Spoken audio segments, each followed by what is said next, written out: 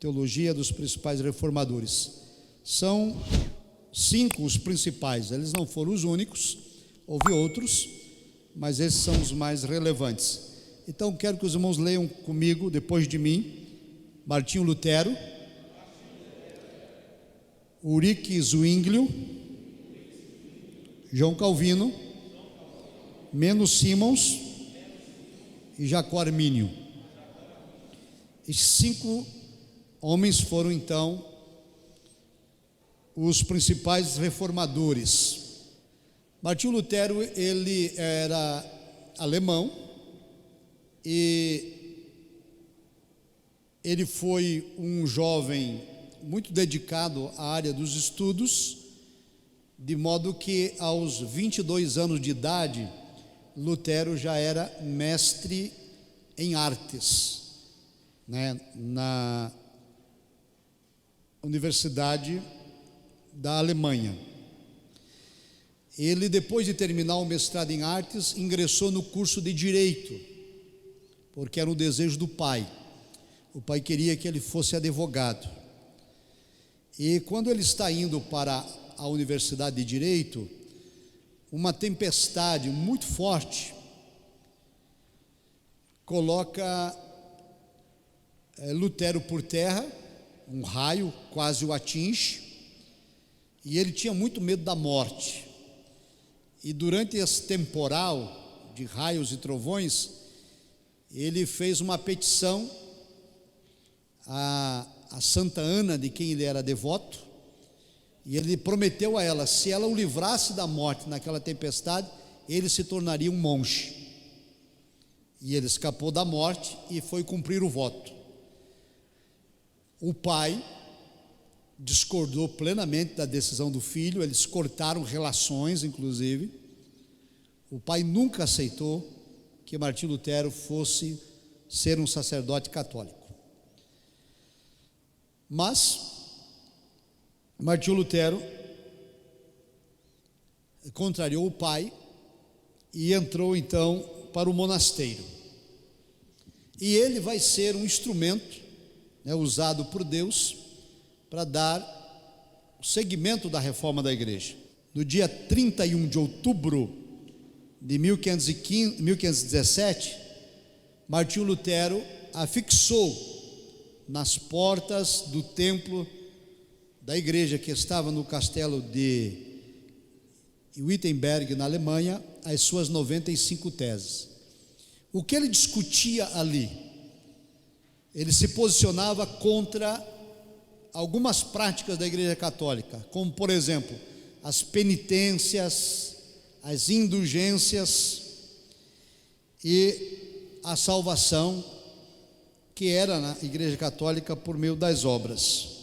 Ele, aos 29 anos de idade, graduou-se doutor em teologia pela Universidade de Wittenberg, na Alemanha. Ele recebeu na época, como era comum, uma boina de lã, um anel de prata e 2 Bíblias, uma fechada e outra aberta, que era um símbolo da colação do grau de doutorado naquele tempo. Martinho Lutero começa a ler a Epístola aos Romanos e a estudar a Epístola aos Romanos. E ele então vai se deter no versículo 17 do capítulo 1 de Romanos, que diz: o justo viverá pela fé. E é a partir daí que ocorre uma transformação na vida de Martinho Lutero.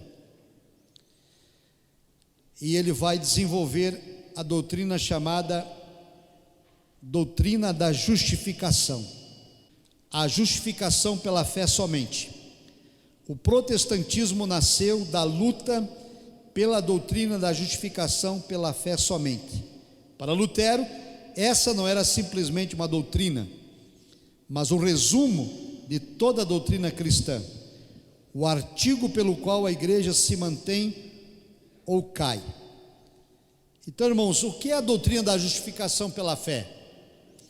Martinho Lutero tinha sido ensinado que para encontrar o favor divino, ele precisava praticar boas obras, cumprir as penitências e as indulgências.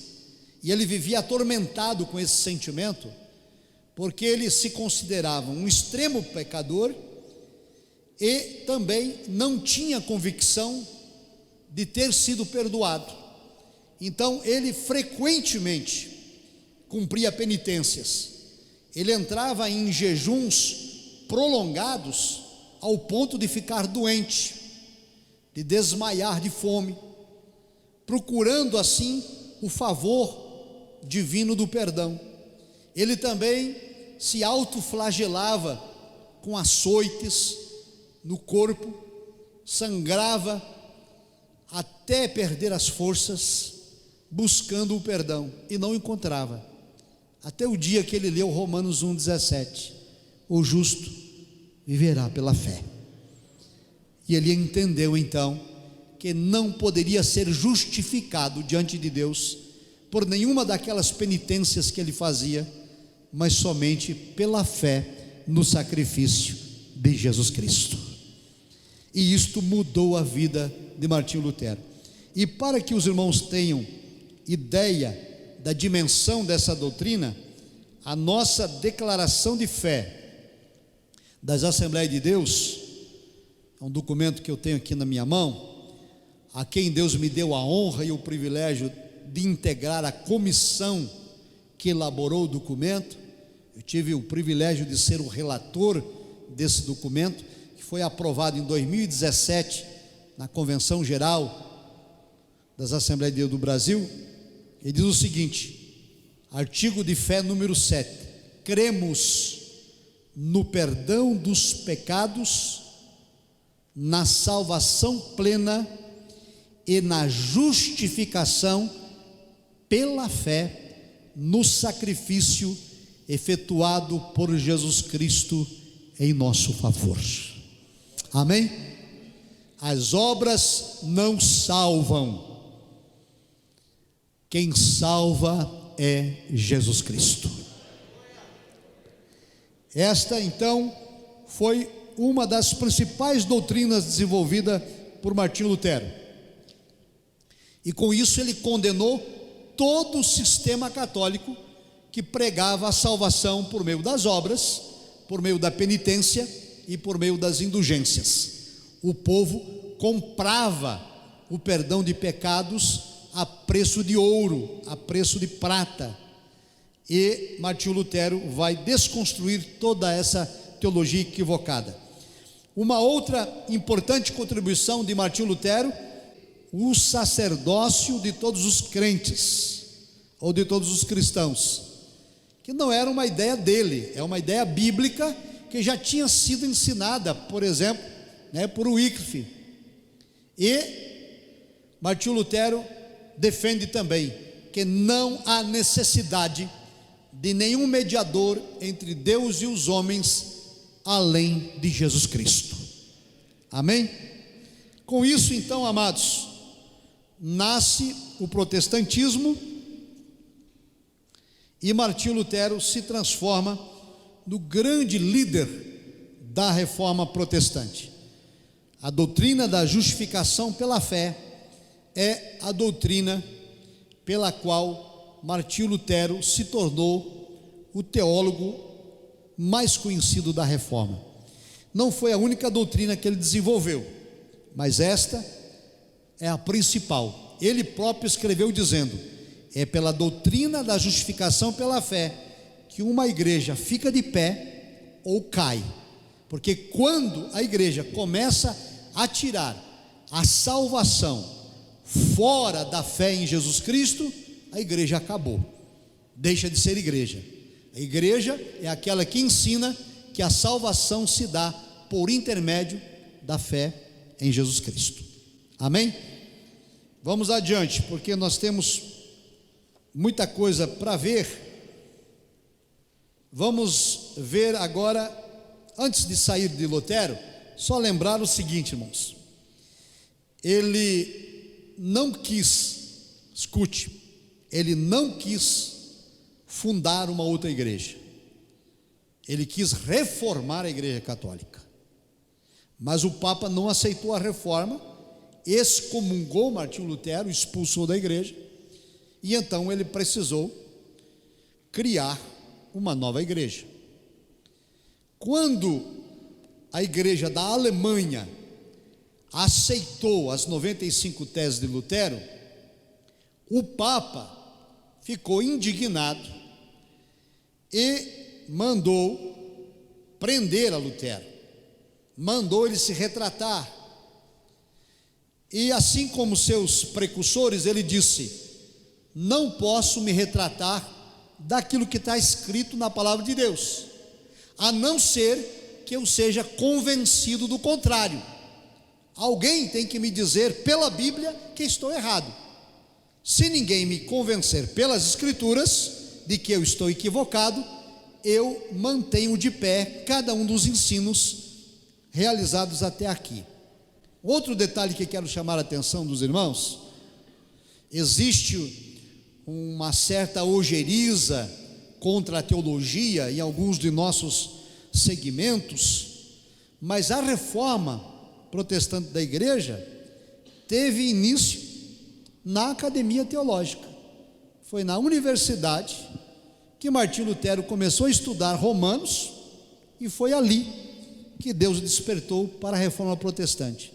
As 95 teses que ele fixou lá na porta do templo da igreja em Wittenberg, na Alemanha, deram início à discussão da reforma, mas ela nasce no coração de Lutero estudando Romanos na academia teológica.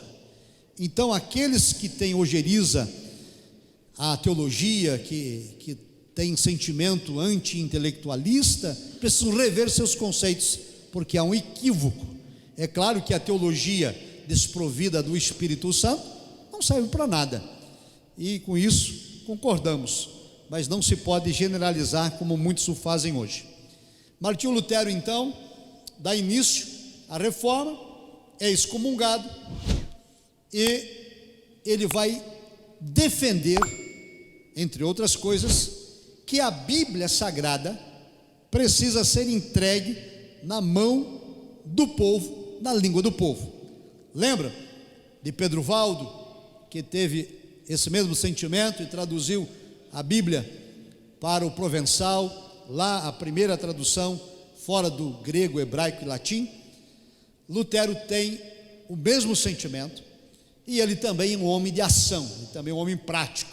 Ele não vai ficar no campo da teoria, ele vai também traduzir a Bíblia para a língua alemã e vai entregar ao povo alemão o exemplar da Bíblia Sagrada no seu próprio idioma.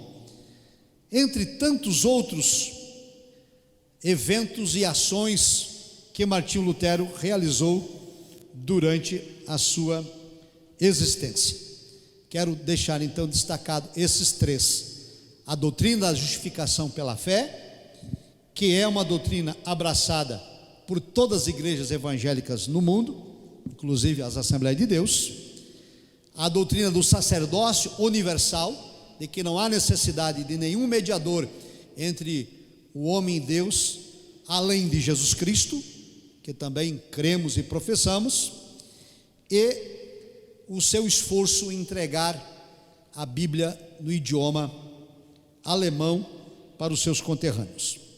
Vamos agora ao próximo reformador, Zwinglio.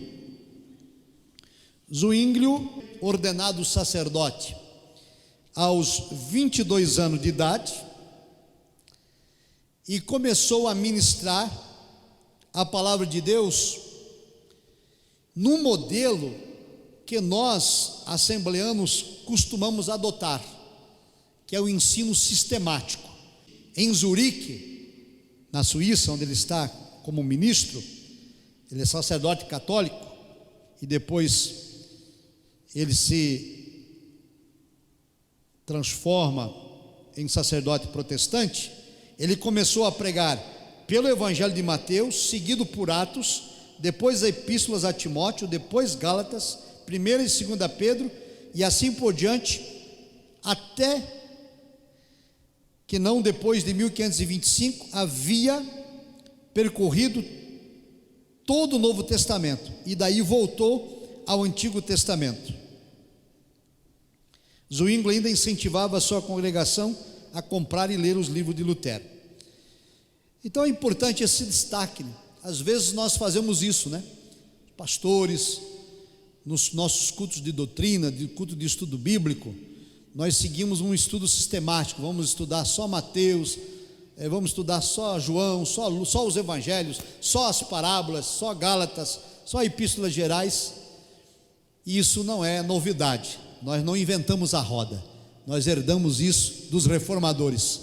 Foi Zwinglio quem estabeleceu esse tipo metodológico de estudo da palavra de Deus, muito bom, muito importante, que traz muito aprendizado, muito melhor do que você ir num culto de doutrina e lá trata um tema, no outro culto é outro tema, e a pessoa não consegue assimilar os temas ao mesmo tempo. Agora veja a doutrina da justificação, volta à tona outra vez. Veja só, letra B.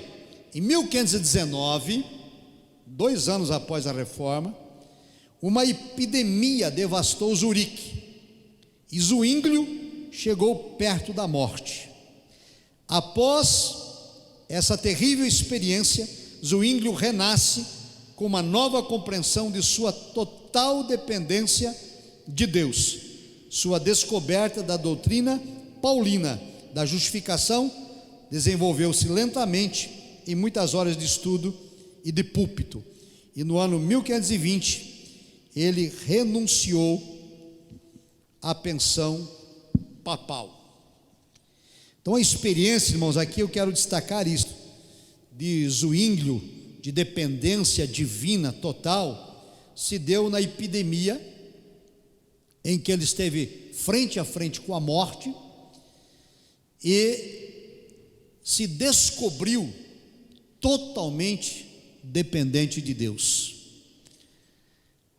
Ele era um sacerdote católico, ele era um estudioso da Bíblia, era um conhecedor das Escrituras, mas ao que parece, na sua biografia, até enfrentar a morte na epidemia, ele ainda não tinha tido uma experiência pessoal com Deus.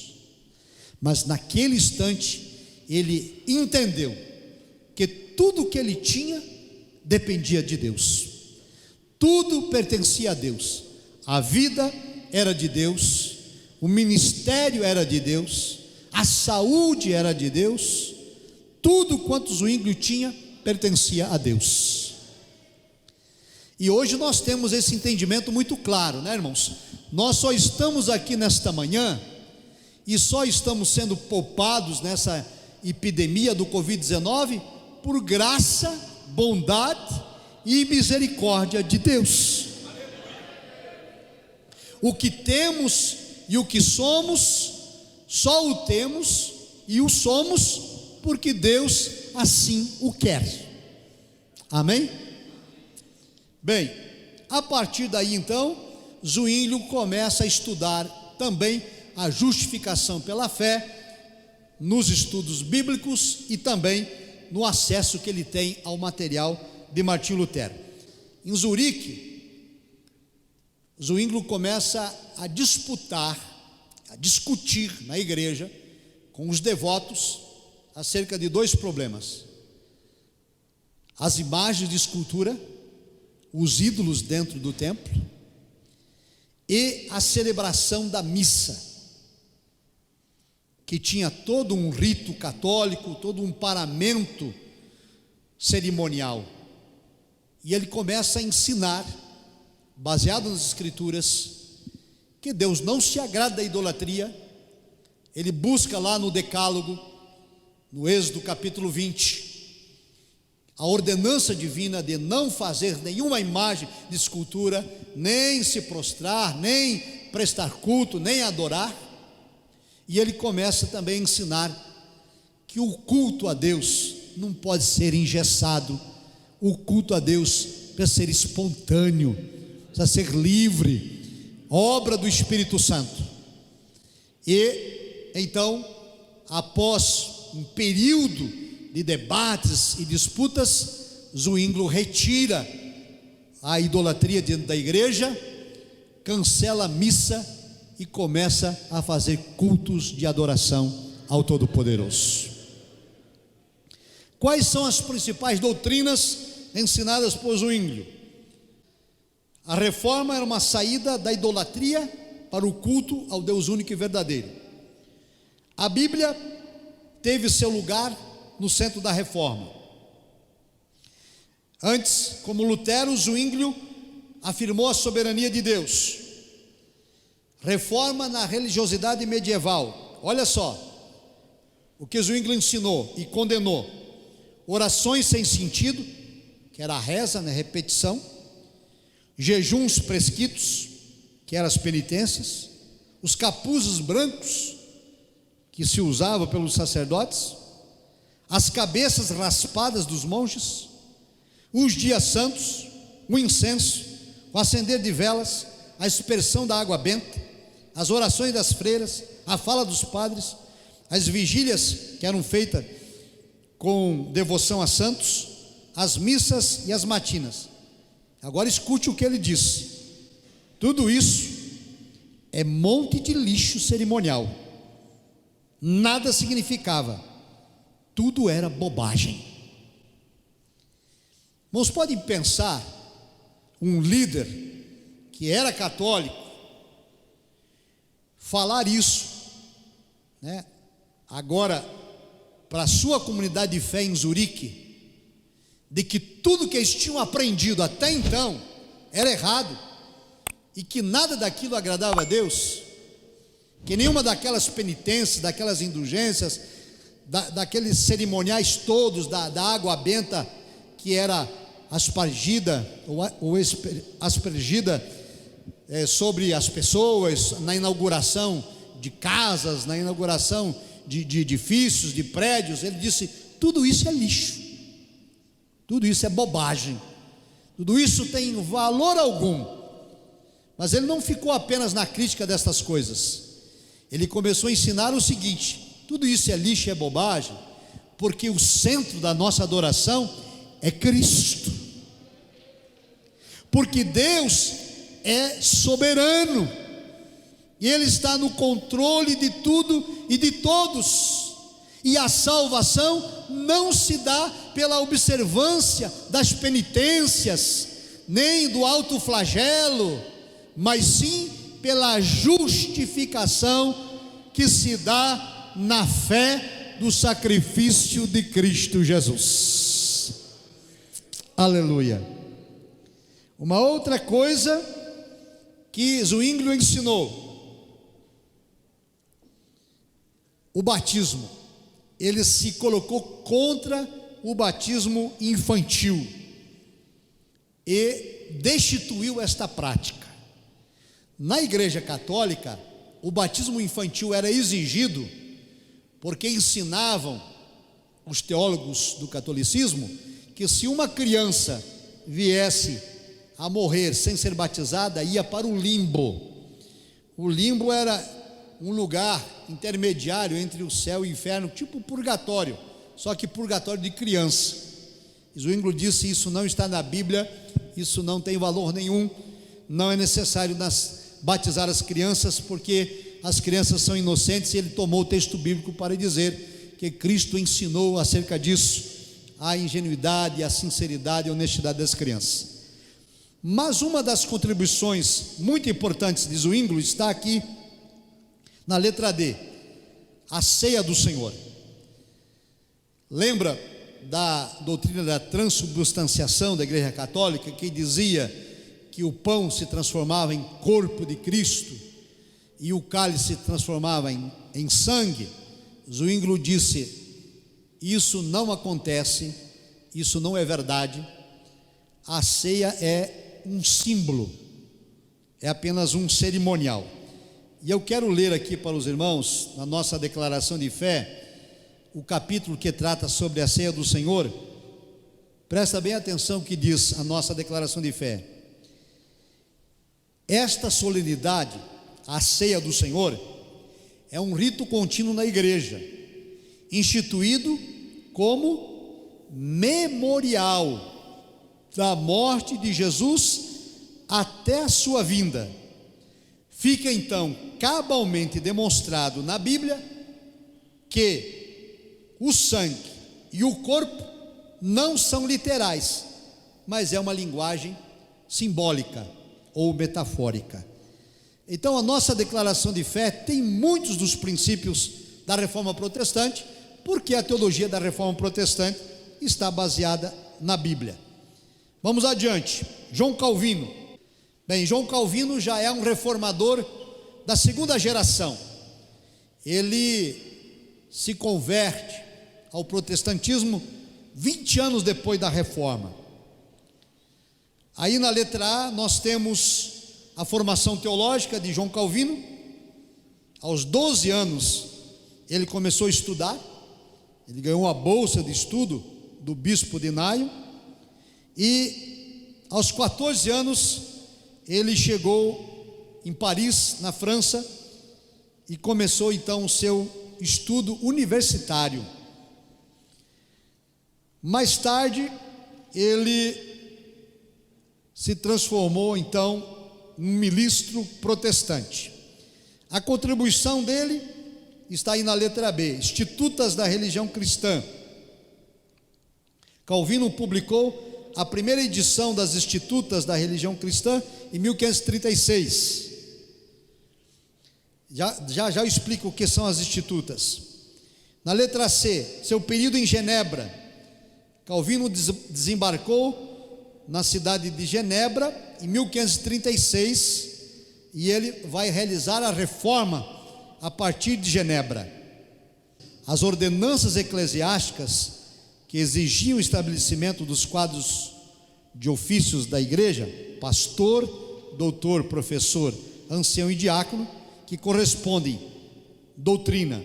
A doutrina ficava com o pastor, educação ficava com o doutor e professor, a disciplina com o ancião e o serviço social com os diáconos. Então olha para cá, irmãos, nas Institutas, entre outras coisas, João Calvino estabeleceu esses 4 tipos de ofícios para a igreja protestante: o pastor, o doutor, ou o mestre, ou o professor, o ancião também, que era chamado de presbítero, e o diácono.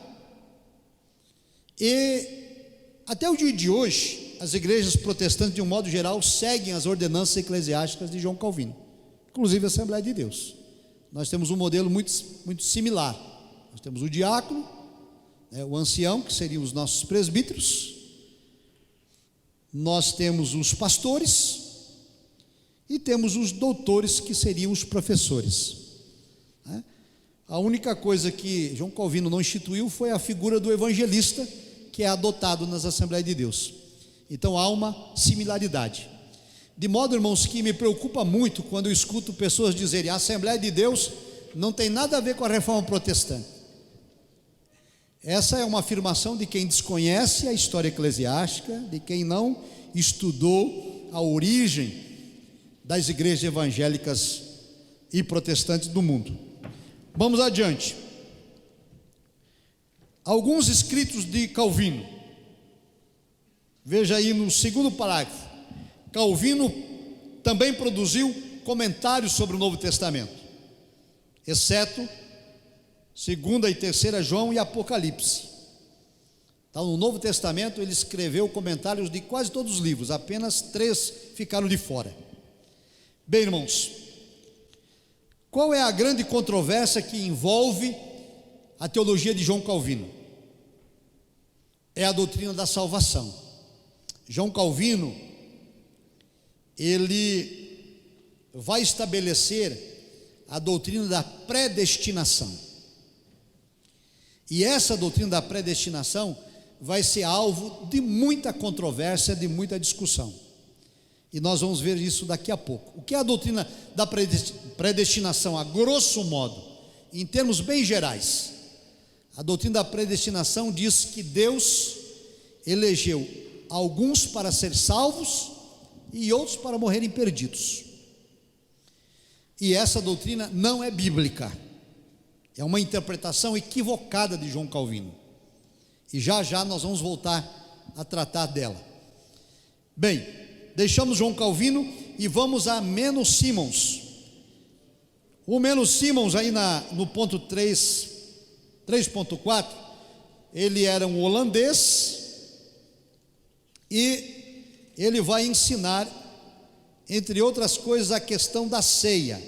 Como Lutero, Zwinglio e Calvino, Menno teve suas dúvidas, e a primeira grande dúvida dizia respeito ao dogma da transubstanciação. Então, assim como ensinou Zwinglio, Menno também vai dizer: a ceia é um memorial, em memória de Cristo. O pão e o cálice simbolizam o corpo e o sangue de Cristo. Como nós estamos numa plenária de reforma protestante, irmãos, tratando desse assunto de ceia, infelizmente no nosso meio pentecostal existe ainda alguns resquícios por parte de alguns líderes dessa ideia de transubstanciação, porque até quando vai se consagrar os elementos da ceia, dos nossos cultos de ceia, vez ou outra eu escuto pastores orando errado, consagrando: Senhor, transforma esse pão agora no teu corpo, transforma agora esse cálice no teu sangue. Isso é doutrina de transubstanciação, não é bíblica, heresia. Você vai consagrar: Senhor, consagramos a Ti os elementos da ceia, o pão que simboliza teu corpo e o sangue, o cálice que simboliza teu sangue. Aí fica consagrado para celebrar a ceia. Eu não sei se os irmãos já ouviram esse tipo de oração, mas eu já ouvi várias vezes na Assembleia de Deus, e até em grandes eventos, e eu fico abismado. Ou desconhece a doutrina, ou erra deliberadamente. É um símbolo.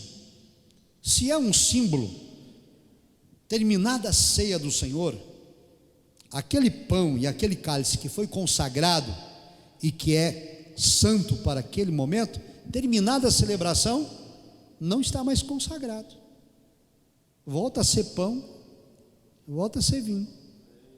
Você não precisa enterrar, não precisa diluir em água, queimar, como muitos fazem. Menno também vai discutir outro pilar da tradição estabelecida pela Igreja Católica, que era o batismo infantil. Aqui, irmãos, nós precisamos entender o seguinte: a teologia dos reformadores, ela foi sendo gradual. Lutero, por exemplo, continuava ensinando o batismo infantil. Zwinglio também. Aliás, desculpe, Zwinglio não, Calvino. Zwinglio era contra o batismo infantil. Até o dia de hoje, a igreja luterana faz batismo infantil. E as igrejas calvinistas, que são igrejas presbiterianas, de um modo geral, fazem o batismo infantil. Mas Zwinglio contestou o batismo infantil, e Menno Simons também contestou. E Menno Simons contestou isso lendo a Bíblia. E ele ficou ainda muito impactado quando esse ensino foi divulgado, disseminado, e muitos irmãos que tinham sido batizados quando criança na igreja católica procuraram igrejas protestantes para se batizar de novo, agora como adulto. Só que a igreja católica promoveu uma perseguição muito grande e matou dezenas e dezenas de irmãos que eram rebatizados. Tinham sido batizados de criança e estavam batizados agora como adulto. E sabe como eles eram mortos? Por afogamento. Os algozes diziam: você quer se batizar de novo? Então eu vou te batizar agora para sempre. Jogava na água e, em vez de puxar de volta, deixava ali até morrer. Terrível, né, pastor? E aí o Menno Simons, ele assistiu, numa certa ocasião, 300 execuções desse modo. 300 irmãos foram afogados. e entre esses 300 irmãos estava o irmão dele carnal. E aí ele ficou indignado e começou então a pregar e ensinar esse batismo por imersão. Eu vou ler para os irmãos aqui rapidamente, artigo 9 da nossa declaração de fé. O que diz? Cremos no batismo bíblico, efetuado por imersão em águas, uma só vez, em nome do Pai e do Filho e do Espírito Santo, conforme determinou o Senhor Jesus Cristo. Amém? Então, irmãos, a nossa declaração de fé, que ainda não tem, eu aconselho a adquirir. Ela tem aqui a síntese da nossa teologia pentecostal, do que cremos e daquilo que nós concordamos com a teologia dos reformadores. Porque, por exemplo, no batismo das águas concordamos com Zwinglio, concordamos com Menos Simons, discordamos de Lutero e discordamos de Calvino, porque estão equivocados nesse ponto, mas concordamos com Martinho Lutero, com a doutrina da justificação pela fé. Amém? Esse que é o importante. Vamos deixar então o Menos Simons e agora vamos para... Estudou na Universidade de Leiden. Um de seus mestres foi o reformador Teodoro Beza, sucessor de Calvino.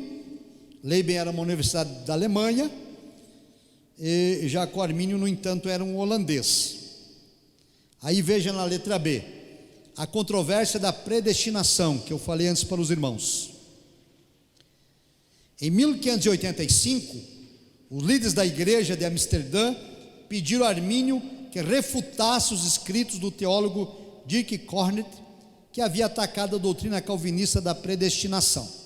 Então olha para cá, Armínio é um teólogo, e ele é calvinista. Ele aprendeu com os discípulos de Calvino a doutrina da predestinação, que diz que uns nascem para ser salvos e outros nascem para morrerem perdidos. E ele acreditava nisso. Um outro teólogo, o Dirk Cornet, discordou disso e contrataram Armínio, que era um teólogo renomado, para contestar os escritos do Dirk. E sabe o que aconteceu? Armínio se aprofundou nas escrituras acerca da doutrina da salvação e se surpreendeu. A doutrina da predestinação não estava na Bíblia. Amém? E em lugar dele dar uma resposta aos calvinistas de que a doutrina da predestinação era verdadeira, ele disse: essa doutrina é falsa. Deus não elegeu ninguém para morrer perdido. Ao contrário, ele estabeleceu um plano para que todos possam ser salvos. E então, amados, Armínio vai ser perseguido por causa disso. Porque, veja agora, a perseguição antes era da igreja católica contra os protestantes, e agora a perseguição é dentro da igreja protestante. Armínio vai ser perseguido pelos protestantes, pelos calvinistas, e essas informações estão aí na sua apostila. A perseguição começou primeiro nos púlpitos das igrejas. Você pode perceber alguma semelhança que acontece às vezes em nosso meio, quando se quer manchar a reputação de alguém? Começa nos púlpitos. Dos púlpitos passaram para as ruas, para as universidades e, por fim, para o povo todo. Armínio morreu nessas condições, aos 49 anos de idade, porque ele ousou dizer que uma doutrina de João Calvino estava errada, ousou dizer que a doutrina da predestinação não era da Bíblia, e então ele morreu precocemente, sendo bombardeado de toda sorte e perseguido. Depois da morte dele, foi convocado um concílio para considerar todo o ensino de Armínio como heresia. É o Sinodo de Dort, que aparece aí na sua apostila, letra E. O príncipe Nassau convocou o Sinodo. Armínio já estava morto, Calvino também estava morto. No entanto, o Sínodo iria julgar as ideias de ambos. Para presidir o Sínodo, preste atenção, foi nomeado João Borgmann. Sabe quem era João Borgmann? O concílio era para dizer se Armínio estava certo ou se Calvino estava certo, sobre doutrina de predestinação. E aí escolheram para presidir João Borgmann, que era um calvinista radical, e todo mundo sabia. Olha, irmãos, então aquele concílio não foi para discutir questão teológica ou doutrinária, era um concílio político, para condenar Armínio. Já armaram o concílio para condenar Armínio. É mera coincidência qualquer coisa que esteja acontecendo no Brasil. Mas nessa ocasião, então, 44 pastores que defendiam a doutrina ensinada por Armínio escreveram um documento chamado de Remonstrância, que está aí na sua apostila também, que quer dizer protesto. E o que ensinava os remonstrantes nesse documento? 5 pontos da doutrina da salvação. Primeiro ponto: depravação total. O que eles ensinavam? O homem é pecador, precisa ser salvo, mas não consegue dar nenhum passo em direção a Deus sem que seja alcançado pela graça divina. É Deus quem busca o pecador. Segundo ponto, eles disseram: a expiação é ilimitada. O que isso quer dizer? Cristo morreu por todos. Amém? Terceiro ponto, ensinaram: a eleição é condicional. É preciso ter fé e arrependimento em Cristo Jesus, e Deus sabe de antemão, pela sua presciência, quem iria crer e se arrepender, e Ele a estes elegeu. E por isso Cristo morreu por toda a humanidade. Isso não quer dizer que todos vão ser salvos, quer dizer que Ele morreu por todos, e todos que crerem serão salvos. Olha, irmãos, isso é o básico da fé cristã. É João 3,16. Deus amou o mundo de tal maneira que enviou o seu Filho unigênito, a fim de que todo aquele que nele crer não pereça, mas tenha vida eterna. É básico da doutrina.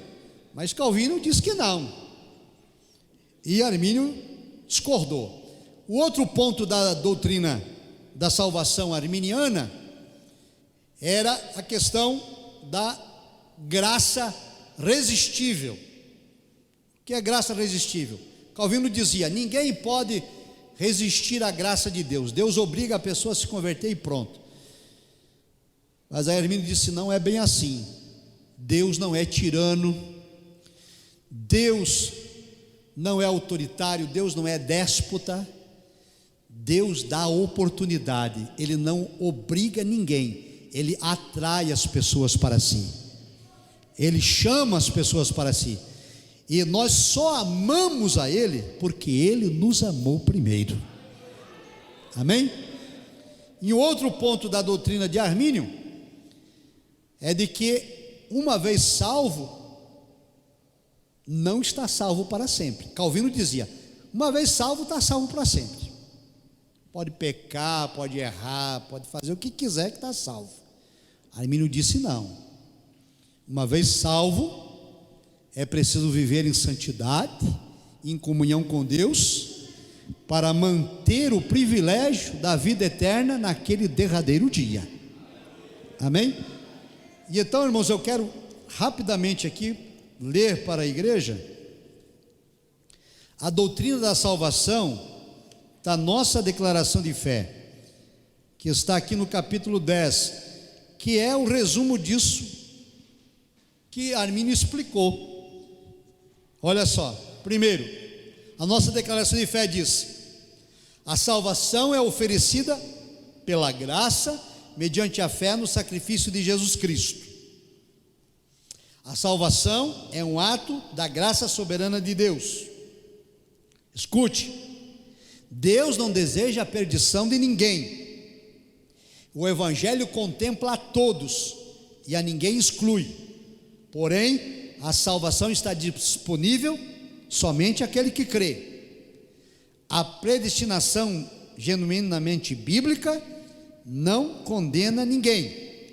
E mais, para encerrar, rejeitamos a afirmação de uma vez salvo, salvo para sempre, pois à luz das Escrituras, o crente, depois de experimentar o milagre do novo nascimento, deve zelar pela manutenção da sua salvação, que a ele é oferecida gratuitamente por meio de uma vida de santidade.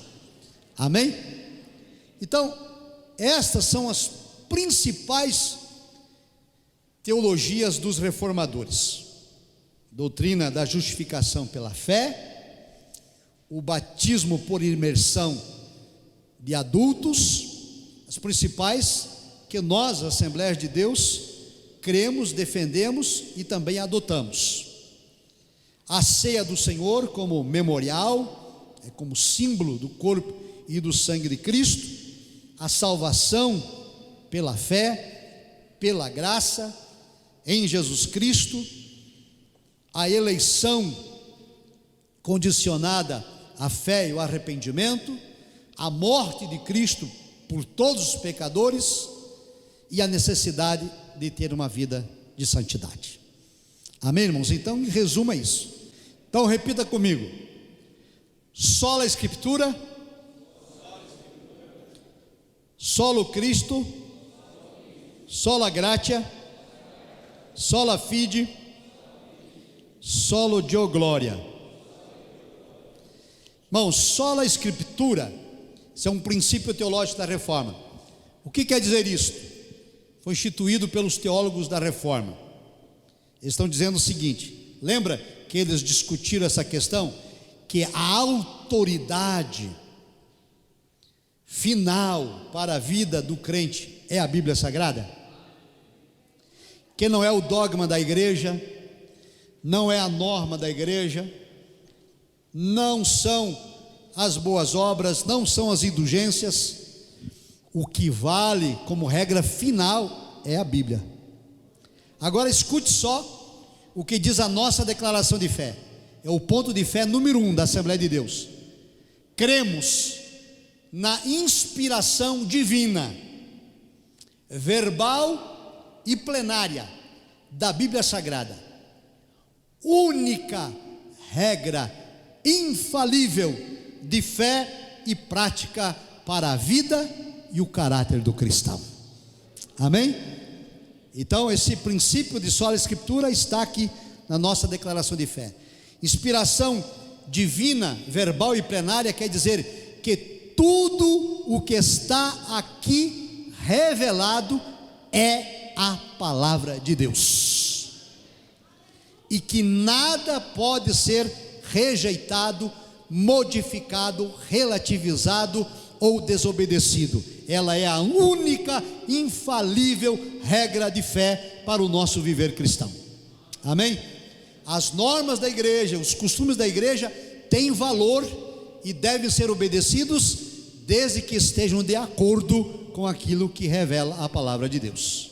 Quem concorda diz amém. Segundo ponto, solo Christus, quer dizer que somente Cristo é o mediador entre Deus e os homens. Lembra que os reformadores disseram: o sacerdócio universal dos crentes não precisa de nenhum mediador humano entre Deus e o homem, não precisa de padre, nem de papa, nem de coisa nenhuma. O único mediador é Cristo Jesus, somente Cristo. E esse Cristo, Ele é o Senhor da igreja, Ele é o cabeça da igreja. Foi Cristo quem na cruz derramou o seu sangue, foi Cristo quem resgatou a igreja do pecado, foi Cristo quem venceu a morte, foi Cristo quem ressuscitou, e é Cristo que está sentado à destra do Pai e intercede pela igreja. Aleluia. Então esse é um princípio teológico. Aleluia. Veja o que diz a nossa declaração de fé, artigo de fé número 3. Cremos no Senhor Jesus Cristo, o Filho unigênito de Deus, plenamente Deus, plenamente homem. Cremos na sua concepção e no seu nascimento virginal. Cremos na sua morte vicária e expiatória. Cremos na sua ressurreição dentre os mortos. Cremos na sua ascensão vitoriosa aos céus. Cremos que Ele é o Salvador do mundo. Cremos que voltará para buscar a sua igreja. Cristo é o cabeça da igreja. Terceiro ponto, sola gratia, e quer dizer somente a graça. Significa, meus amados irmãos, que nós somos salvos por um favor imerecido. Ninguém merecia ser salvo, todos éramos pecadores condenados à morte, nenhum bem havia em nós para sermos salvos, mas Deus nos amou. Aleluia. O apóstolo Paulo escreve aos Efésios dizendo: Ele nos elegeu pelo seu beneplácito. Sabe o que quer dizer isso? Ele nos amou porque Ele quis, porque foi vontade dEle. Ele nos deu esse favor imerecido. Somos salvos pela graça, pela misericórdia, pela bondade, pela compaixão do Senhor nosso Deus. E a nossa declaração de fé diz isso. Artigo de fé número 6. Cremos na necessidade absoluta do novo nascimento, que se dá pela graça de Deus, mediante a fé em Jesus Cristo, pelo poder do Espírito Santo e da palavra de Deus, que faz o homem ser aceito no reino dos céus. Aleluia. Quarto ponto, somente a fé. Solo fides, né? Somente a fé. É o texto de Efésios 2, 8 e 9. Sois salvos mediante a fé, por meio da graça. Isto não vem de vós, é dom de Deus, não vem das obras, para que ninguém se glorie.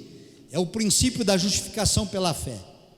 Eu não sou salvo porque sou bonzinho, não sou salvo porque sou bonito, não sou salvo porque tenho dinheiro, não sou salvo porque sou alto ou baixo, ou branco ou negro, não sou salvo por ser desta ou daquela etnia, não sou salvo por conhecer a Bíblia, não sou salvo por ser pastor, não sou salvo por frequentar a igreja. Eu sou salvo pela fé em Jesus Cristo. Aleluia, bendito seja Deus. E aqui também o nosso artigo de fé número 7 da declaração de fé diz: cremos na salvação plena por meio da justificação pela fé em Jesus Cristo. Amém? Então veja, somente a Escritura, ela é a autoridade final de fé e prática para o cristão, e esta Escritura diz: que é somente Cristo o cabeça da igreja, e esta escritura diz que é somente pela graça que somos salvos, e esta escritura diz que é por meio da fé e arrependimento em Cristo Jesus que herdamos o direito de vida eterna.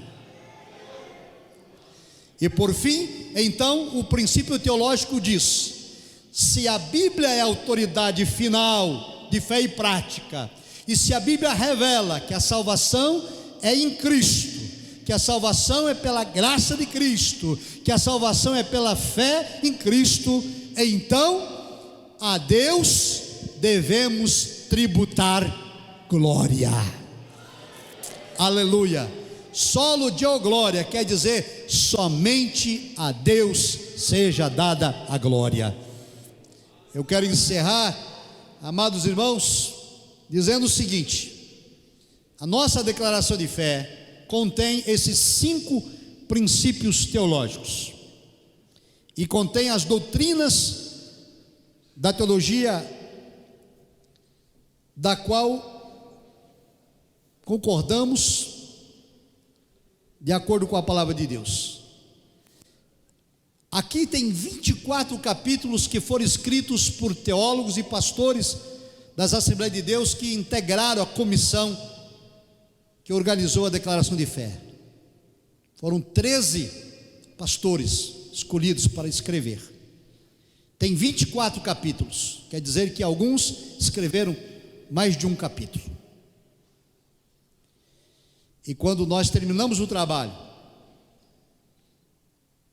houve um debate para saber se deveríamos colocar, ao final de cada capítulo, o nome do pastor que tinha escrito sobre a doutrina da salvação, sobre a doutrina da Trindade, sobre a doutrina do batismo nas águas, a doutrina do batismo no Espírito Santo, a doutrina da ceia, enfim, os 24 capítulos. E todos aqueles homens dos quais Deus me deu a honra de fazer parte, chegaram à conclusão, aqui na contracapa da declaração de fé, decidimos não colocar o nome de nenhum pastor que tinha escrito nenhum capítulo, mas colocamos na contracapa: Solo Deo glória, somente a Deus seja dada a glória. Aleluia, aleluia. E aqui nesta manhã, meu querido irmão, minha prezada irmã, Deus nos reuniu para nos lembrar que a glória é dele, o louvor é dele, a adoração é dele, a gratidão é para ele, só ele é digno de ser glorificado pela igreja. Vamos nos colocar de pé em nome de Jesus Cristo, e eu lhe convido neste momento a levantar a tua mão para o céu e adorar e glorificar e bendizer ao Todo-Poderoso que nos amou, que nos resgatou, que nos perdoou e escreveu o nosso nome no livro da vida. Pode glorificar ao Todo-Poderoso.